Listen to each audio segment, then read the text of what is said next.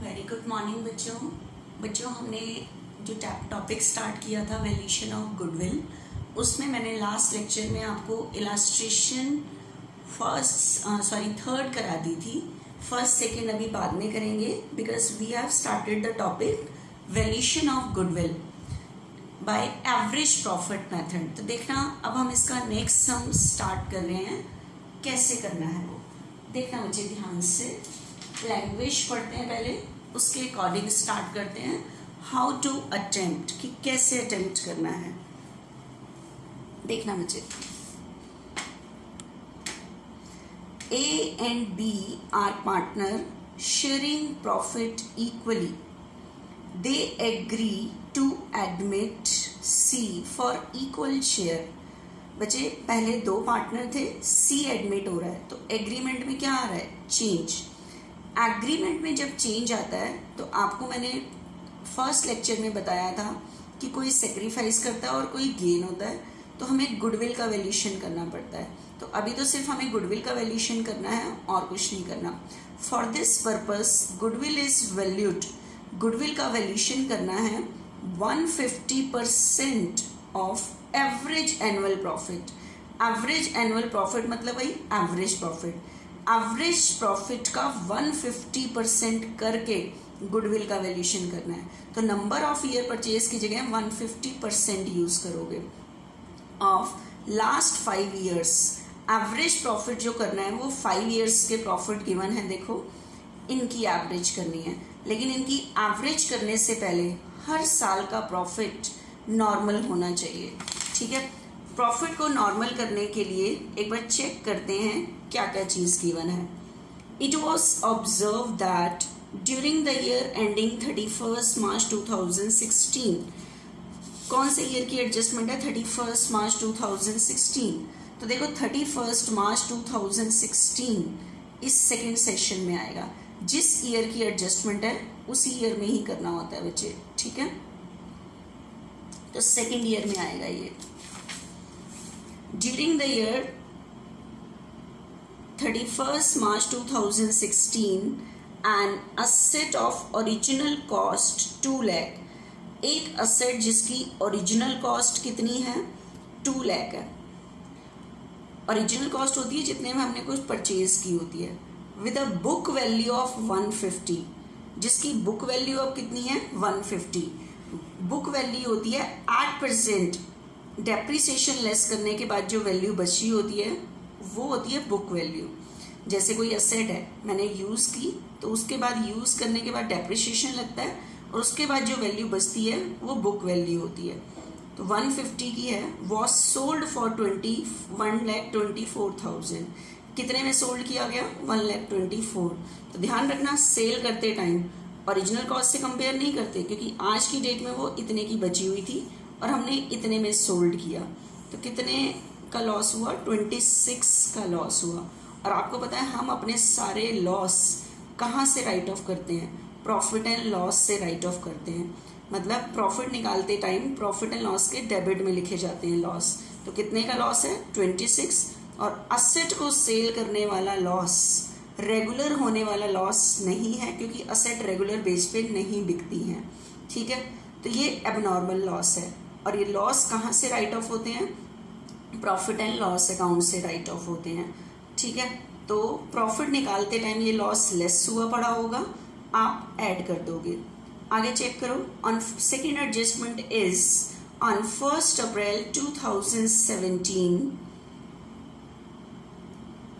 To computer costing ₹50 were purchase. कौन सी date को परचेज किए थे? 1 अप्रैल 2017। चेक करो 1 अप्रैल 2017 किस में आएगा? ये है 31 मार्च 2017। तो इस सेशन में आएगा जो स्टार्ट होगा 1 अप्रैल 2017 से एंडिंग 18 में होगी। तो 4th ईयर में आएगी ये, इस ईयर वाले में आएगा एडजस्टमेंट, ठीक है। On 1 April 2017 to computer costing ₹1 lakh were purchase. 2 computer purchase किए गए थे 1 लाख के, were wrongly debited to travelling expenses. और ये किस नाम से डेबिट हो गए थे? ट्रैवलिंग एक्सपेंसेस के नाम से डेबिट हो गए थे। Depreciation on computer was to be charge 20% per annum on written down value basis. इस पूरी एडजस्टमेंट को एक बार मैं दोबारा बोर्ड के सामने आ जाऊं, उसके बाद मैं आपको पूरी क्लियर करती हूँ कि क्या चीज लिखी हुई है। ठीक है, देखना आप बोर्ड पे देखो कि कैसे करना है। एक मिनट, कह रहा है calculate the value of goodwill. Goodwill का वैल्यूएशन करना है। How to value the goodwill, देखना एक बार बोर्ड पे। सेकेंड एडजस्टमेंट को मैं आपको बताऊंगी कि कैसे करना है। इस चीज टाइम अभी थोड़ा सा ध्यान से देखना। बच्चे आपके पास सम को करने के लिए वो कह रहा है वैल्यू द गुडविल, गुडविल का वैल्यूएशन करना है। आपको पता है उसने बोला है 150% of average annual profit, average annual profit का 150%। ठीक है, तो गुडविल एवरेज एनुअल प्रॉफिट का 150%। तो आपको पता है गुडविल के वैल्यूएशन का फॉर्मूला क्या बताया था मैंने, average profit into number of year purchase, number of year purchase. अब देखो उसने लाइन बोले कि goodwill is valued 150% of average annual profit. Average goodwill का वैल्यूएशन आपने कैसे करना है, एवरेज एनुअल प्रॉफिट का 150% करके। तो जो फॉर्मूला मैंने बताया है लैंग्वेज तो वही यूज करता है, तो इस time number of year purchase की जगह आपने 150% यूज करना है। ठीक है, तो ये तो मैं यूज कर लूंगी, but how to calculate the average profit. Average profit के लिए उसने लैंग्वेज यूज की है लास्ट 5 ईयर्स। तो 5 ईयर्स के प्रॉफिट आपके पास क्वेश्चन में गिवन थे। बच्चे जब मैं आपको इलस्ट्रेशन समझा रही हूँ उस टाइम आपके पास बुक खुली होनी चाहिए आगे, ताकि आप लैंग्वेज पे अटेंशन रख सको। ठीक है, जब भी मैं इलस्ट्रेशन समझाती हूँ आपके आगे बुक होनी चाहिए खुली हुई कि कौन सी इलस्ट्रेशन समझा रही हूँ मैं। ठीक है, तो उससे आपको इजीली समझ आएगा कि मैं बोल क्या रही हूँ। अब एवरेज करना है 5 ईयर्स के प्रॉफिट का। मैंने कहा था 5 ईयर्स के प्रॉफिट की एवरेज करने से पहले हर साल का प्रॉफिट नॉर्मल होना चाहिए। ठीक है, तो मैं एक एक करके प्रॉफिट चेक करती हूँ। ठीक है, ध्यान से देखना। सबसे पहले प्रॉफिट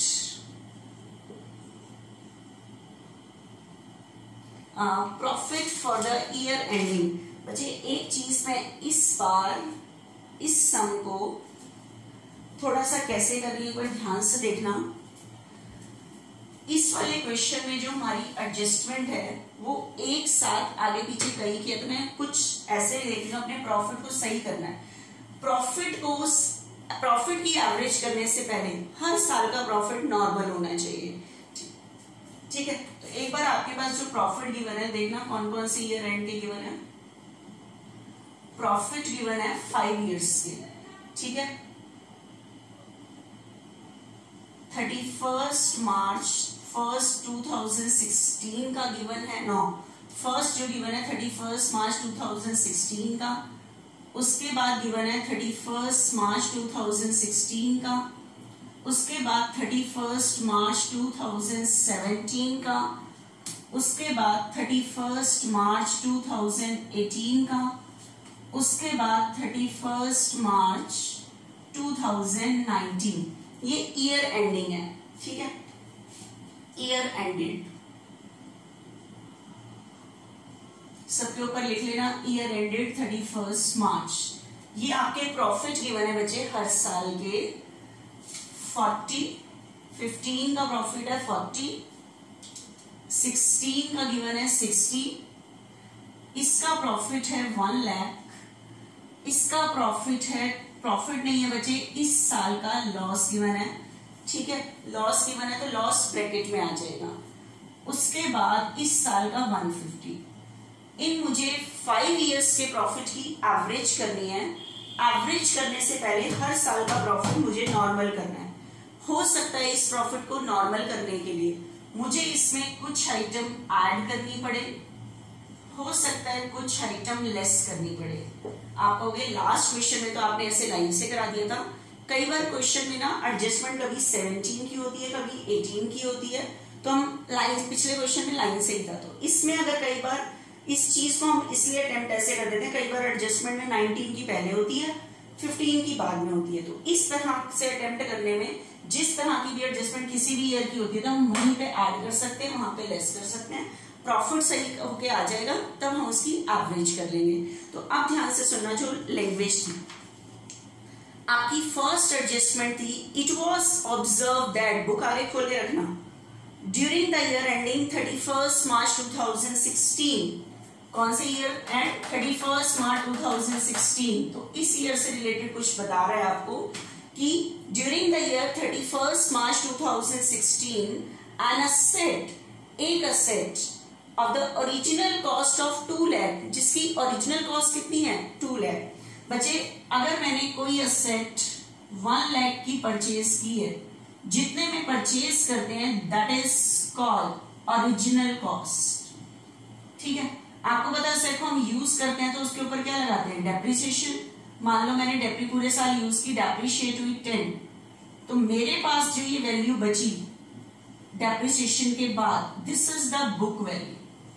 तो अब मुझे बताओ अगर एक साल के बाद मैंने असेट को सेल किया 80,000 में, तो आप क्या कहोगे, 1 लाख वाली असेट 80 में सेल की या 90 वाली असेट सेल की, असेट में 90 वाली। तो सेल करते टाइम कंपेयर बुक वैल्यू से होता है प्रॉफिट और लॉस निकालने के लिए। ठीक है, तो आप कहोगे 90 वाली 80 में सेल की, 10 का लॉस हुआ।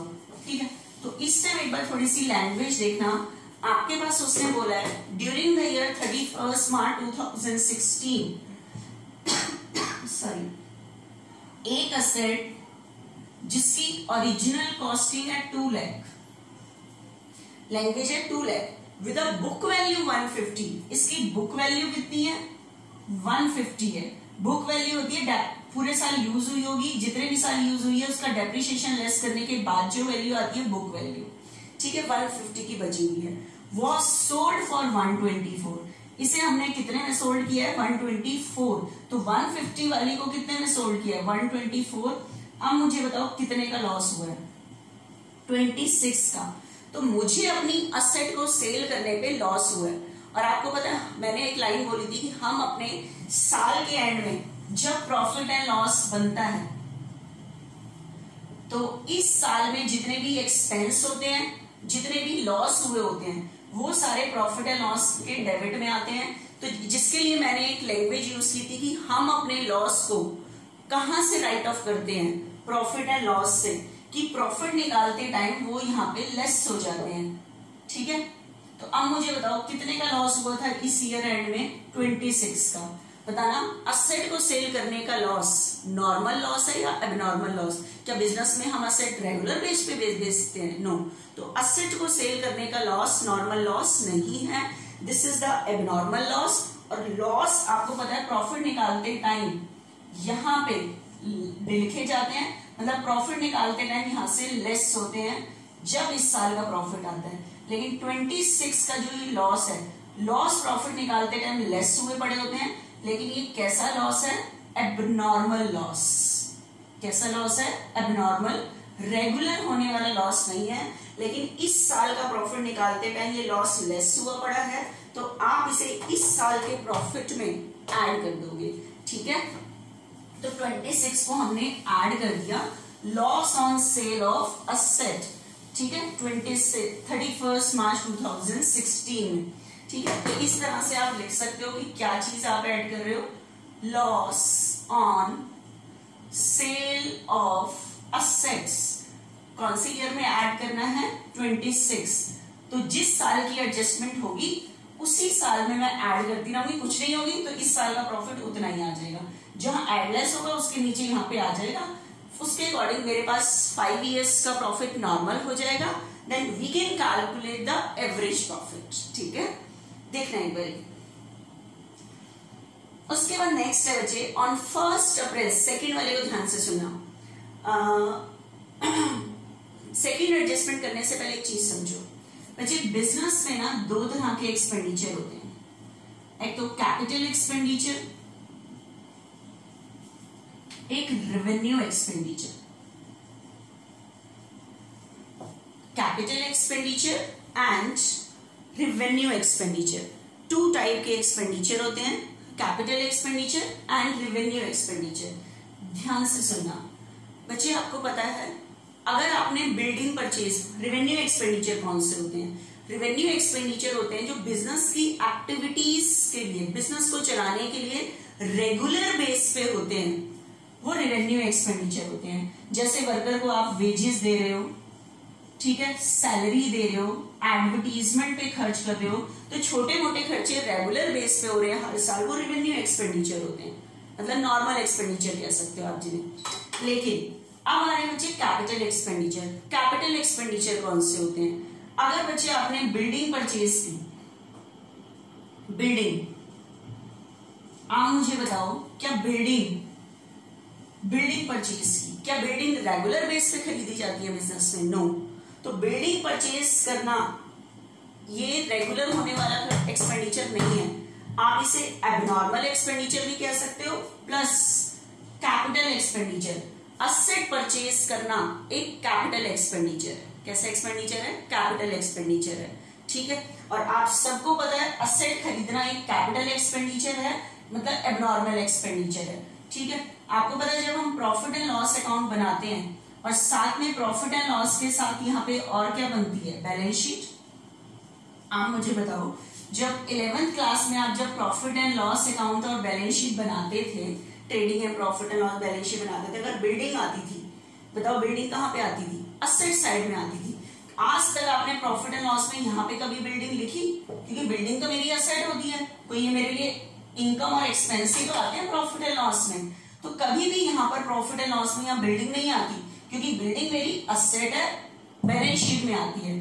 तो प्रॉफिट निकालते टाइम कभी भी असेट यहां से क्या नहीं होती? लेस नहीं होती, असेट लेस नहीं होती, क्योंकि असेट कहां पे आती है? बैलेंस शीट में आती है। तो कैपिटल एक्सपेंडिचर होता है असेट खरीदना।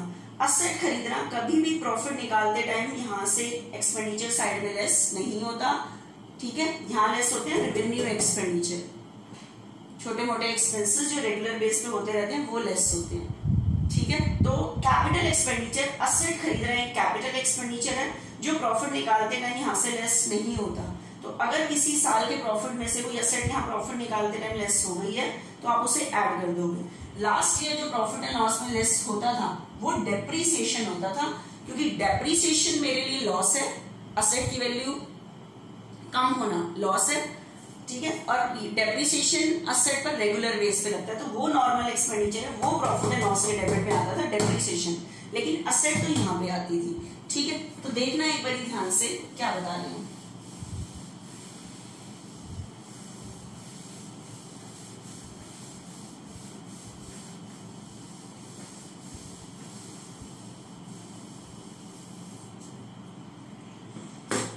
बच्चे आपके पास जो फर्स्ट एडजस्टमेंट मैंने की थी 26 मैंने इसमें ऐड कर दिया था। अब एक बार देखना चला, आपके पास एडजस्टमेंट है ऑन 1 अप्रैल 2017। 1 अप्रैल 2017 इसमें आएगा, क्योंकि ये एंडिंग है 31 मार्च 2017, तो 1 अप्रैल 2017 इस सेशन में आएगा, ठीक है। तो देखना ऑन 1 अप्रैल 2017 आपके पास लैंग्वेज लिखी हुई है, A computer costing ₹1 lakh was purchased। कह रहा है हमने एक कंप्यूटर खरीदा था 1 लाख का, 1 लाख का कंप्यूटर खरीदा था 1 अप्रैल 2017। आप बताओ कंप्यूटर परचेज करना मेरी क्या होती है? असेट होती है, डेफिनेट है। तो आपको पता है कंप्यूटर मेरी असेट है, तो डेफिनेट है ये कहाँ आनी चाहिए? बैलेंस शीट में आनी चाहिए, यहाँ पे आनी चाहिए, है ना, बैलेंस शीट में आनी चाहिए। प्रॉफिट एंड लॉस में तो कंप्यूटर असेट है, यहाँ पे प्रॉफिट एंड लॉस के टाइम प्रॉफिट निकालते टाइम तो इसका कोई यूज ही नहीं है, ये इनकम है, यहाँ एक्सपेंसेस होते हैं। लेकिन पढ़ो गलती क्या हुई है। On 1 April 2017 computer costing ₹1 lakh was purchase, computer purchase किया गया है, were wrongly debited to travelling expenses. Line लिख रहा है वर wrongly debited to traveling expenses। कह रहा है खरीदा कंप्यूटर है, कंप्यूटर मेरी असेट होती है तो बैलेंस शीट में आनी चाहिए ना, लेकिन कह रहा है were wrongly debited to traveling expenses। ये किस नाम से डेबिट हो गया है? Travelling expenses. मतलब जब हम प्रॉफिट एंड लॉस अकाउंट बना रहे थे, खरीदा कंप्यूटर था, कंप्यूटर लिखने की बजाय, बैलेंस शीट में लिखने की बजाय ट्रैवलिंग एक्सपेंसेस के नाम से डेबिट हो गया। एक्सपेंस तो प्रॉफिट एंड लॉस में आते हैं, तो प्रॉफिट एंड लॉस के डेबिट में ये जो हो गया है, ये ट्रैवलिंग एक्सपेंसेस के नाम से हो गया था कंप्यूटर, और प्रॉफिट एंड लॉस के डेबिट में ये ट्रैवलिंग एक्सपेंसेस के नाम से हो गया है। ठीक है, जबकि आपको है, ये है क्या? कंप्यूटर। तो कंप्यूटर तो मेरी असेट है, वो बैलेंस शीट में आनी चाहिए। प्रॉफिट निकालते टाइम यहाँ से कभी लेस ही नहीं होता ये ट्रैवलिंग एक्सपेंसेस। तो आपको पता है प्रॉफिट निकालते टाइम, इस ईयर का प्रॉफिट निकालते टाइम या जो लॉस भी निकला है, तो 1 लाख के ये ट्रैवलिंग एक्सपेंसेस असेट के थे, और ये ट्रैवलिंग एक्सपेंसेस मानते हुए लेस हो गए हैं। ठीक है, तो ये गलती हो गई है। तो ये असेट कभी भी प्रॉफिट निकालते टाइम लेस नहीं होती, लेकिन ये प्रॉफिट निकालते टाइम ट्रैवलिंग एक्सपेंसेस के नाम से डेबिट हो गए, मतलब लेस हो गए हैं। तो आप इस 1 लाख को ऐड कर दोगे। ठीक है, आप इस 1 लाख को क्या कर दोगे? ऐड कर दोगे।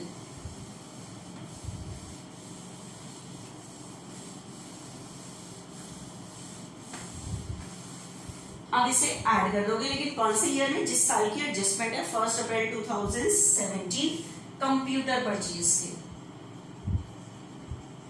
Computer purchase. ठीक है, कितने ऐड कर देंगे हम इसके अंदर? 1 लाख। क्यों ऐड किए? क्योंकि कंप्यूटर मेरी असेट है, और असेट कभी भी प्रॉफिट निकालते टाइम प्रॉफिट एंड लॉस के डेबिट साइड से लेस नहीं होती, और उसने कहा ये ट्रैवलिंग एक्सपेंसेस मान के गलती से लेस हो गई है, तो हमने इसको ऐड कर दिया। बच्चे एक चीज बताओ, ये असेट है, असेट पे हर साल क्या लगता है? डेप्रीसिएशन लगता है, और डेप्रीसिएशन एक नॉर्मल एक्सपेंस है, नॉर्मल लॉस है। ठीक है, अब बताओ ये जो नॉर्मल लॉस है, ये प्रॉफिट निकालते टाइम लेस होता है, क्या ये लेस हो चुका होगा या नहीं हुआ होगा? क्यों? क्योंकि उसने तो इसको असेट माना ही नहीं था, उसने तो इसको क्या मान लिया था? Travelling expenses. तो असेट का डेप्रीसिएशन क्या नहीं हुआ? लेस नहीं हुआ, क्योंकि उसने इसको असेट माना ही नहीं था, ट्रैवलिंग एक्सपेंसेस माना था। तो अब इस असेट वाली चीज को हमने सही किया, तो इसके ऊपर क्या लगाना है? डेप्रीसिएशन। तो आगे बोल रहा है depreciation on computer was to be charge 20% per annum. इस असेट पर 20% डेप्रीसिएशन लगाना है on written down value basis. Return down value basis मतलब रिड्यूसिंग बैलेंस मेथड। आपको ध्यान होगा 11th क्लास में हमने एक चैप्टर किया था, depreciation has been charge by 2 method. 2 method से डेप्रीसिएशन लगता है, ओरिजिनल कॉस्ट मेथड और रिटर्न डाउन वैल्यू मतलब reducing balance method. Original cost में क्या होता है? स्टार्टिंग में एक बार असेट पे निकल गया, हर साल का क्या रहता है? सेम। रिड्यूसिंग बैलेंस में आपको पता है कि जैसे असेट 1 लाख की है, फर्स्ट ईयर का डेप्रीसिएशन 10 है, तो नेक्स्ट ईयर का जो डेप्रीसिएशन लगेगा वो 90 पे रिड्यूसिंग बैलेंस पे लगेगा। वो 11th क्लास में आपने डेप्रीसिएशन चार्ज करने के मेथड सीखे थे। तो अब मुझे बताओ, कह रहा है इस असेट पे डेप्रीसिएशन लगाओ। डेप्रीसिएशन लगाना नॉर्मल एक्सपेंस है। क्या है? नॉर्मल। ठीक है, और आपको पता है डेप्रीसिएशन लगाना नॉर्मल एक्सपेंस है, और प्रॉफिट निकालते टाइम ये लेस होना चाहिए यहाँ से। आप बताओ ये लेस हुआ होगा डेप्रीसिएशन या अभी तक नहीं हुआ होगा? नहीं हुआ होगा। क्यों? क्योंकि उसने तो इसको असेट माना ही नहीं था। जब असेट नहीं माना था तो डेप्रीसिएशन क्या लगाया होगा? तो अब कह रहे हैं इसके ऊपर डेप्रीसिएशन लगाओ। तो डेप्रीसिएशन लगाना नॉर्मल एक्सपेंस है, और ये अभी तक लेस नहीं हुआ, तो आप इसे इस प्रॉफिट निकालते टाइम लेस कर दोगे। कितना लेस करोगे? देखा, ये असेट 1 लाख कब खरीदी थी? 1 अप्रैल 2017। तो इस साल पूरे साल यूज हुई है, पूरे साल यूज हुई है, तो पूरे साल का क्या लगा दोगे? डेप्रीसिएशन। तो 1 लाख पर 20%, 20,000 का पूरे ईयर का डेप्रीसिएशन लगा दोगे।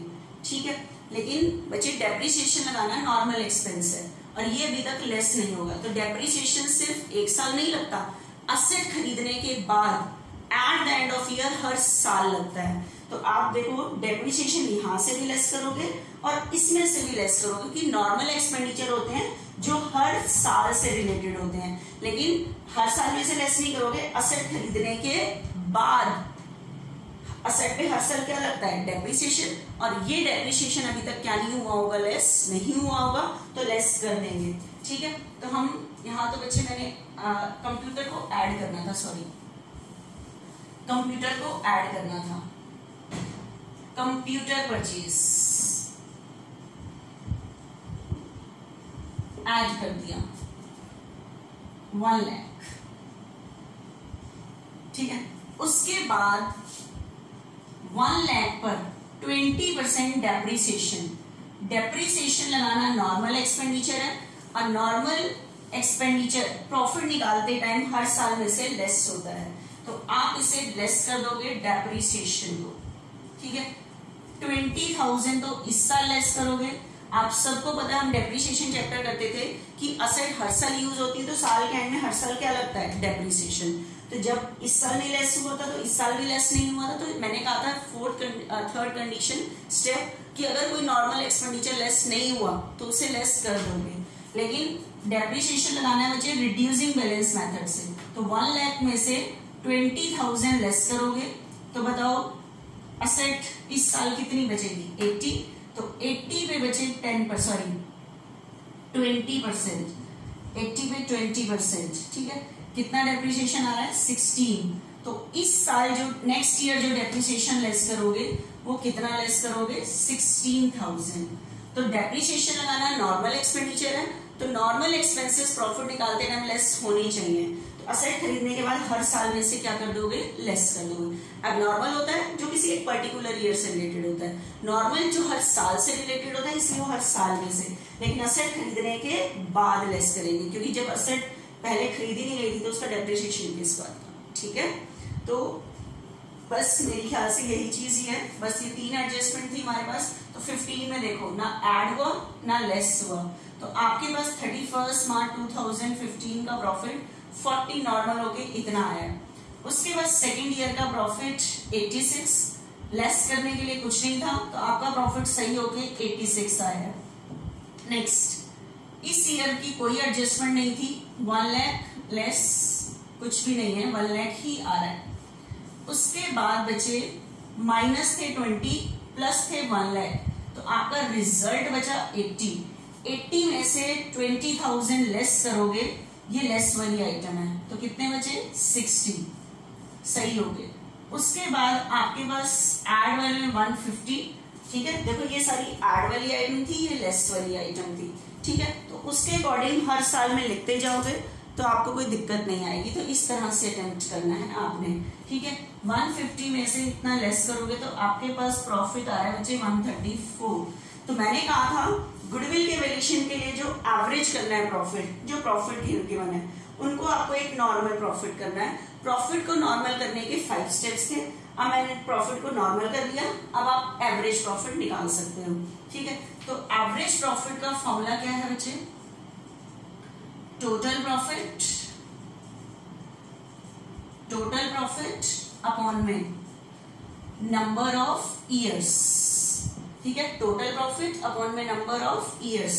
तो आपके 5 ईयर्स के प्रॉफिट गिवन है 40 plus 86 plus 1 lakh plus 60, sorry,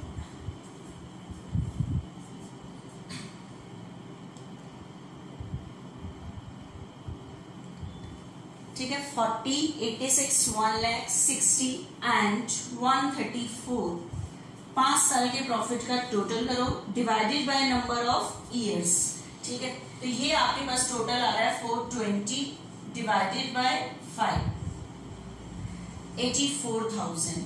average profit आपके पास आया है 84,000, ठीक है।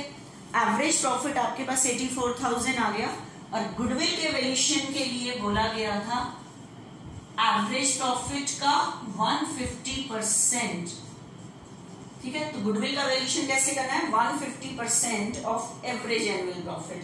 तो हमने एवरेज प्रॉफिट का 150% करके निकाल लिया। ये आपके पास आ रहा है बच्चे 126। तो हमने किसी बिजनेस की गुडविल का वैल्यूएशन किया on the basis of profit के बेस पे गुडविल का वैल्यूएशन किया, ठीक है बच्चे। सिर्फ एक चीज ध्यान रखना, एबनॉर्मल होते हैं जो पर्टिकुलर ईयर से रिलेटेड होते हैं, नॉर्मल जो हर साल से रिलेटेड होते हैं, ठीक है बच्चे। अब हम बच्चे नेक्स्ट स्टार्ट करते हैं इलस्ट्रेशन थर्ड। ठीक है, इलस्ट्रेशन थर्ड स्टार्ट करते हैं अभी। बच्चे मेरे ख्याल से ये चीज क्लियर हुई होगी सबको। क्या चीज बताई है मैंने ये चीज?